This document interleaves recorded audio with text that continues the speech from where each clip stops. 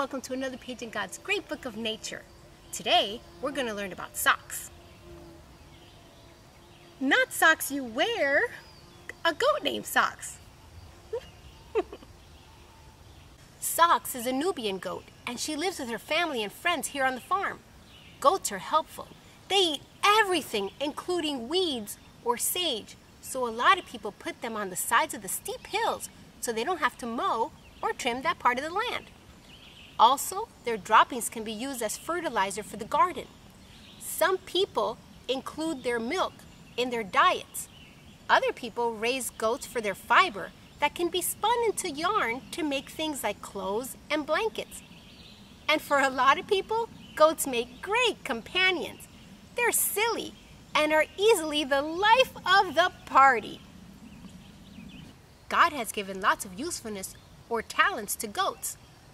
These talents can be very beneficial on a farm, but sometimes goats don't use the talents that they've been given wisely. Socks and her friends get into trouble sometimes. They mess with things they're not supposed to, like kitchen pots and pans, or the cables of the side of the house. They chew up stuff they're not supposed to either, like the doghouse or your shoelaces. All this talk about talents reminds me of the talents that God has given each of us to better serve Him. 1 Peter 4:10 tells us that each of you should use whatever gift you have received to serve others as faithful stewards of God's grace in its various forms. God hopes we use the talents He gives us for good, to help share the plan of salvation with others. But sometimes we decide to not use our talents wisely.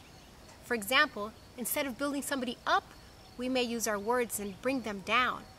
Sometimes, instead of listening and obeying our parents, we're disrespectful and we disobey. We do whatever we want. And sometimes, instead of sharing with a friend, we act selfish and we end up showing them what a Christian should not be like. Oh no! Jesus told a parable in Matthew 25:14-30 about a man who gave talents of gold to his servants before he left on a very long trip. To one, he gave 5 talents, to another 2, and to another 1. When he got back, both the servants with 5 and 2 talents had put their money to work, doubling it, which pleased the owner very much.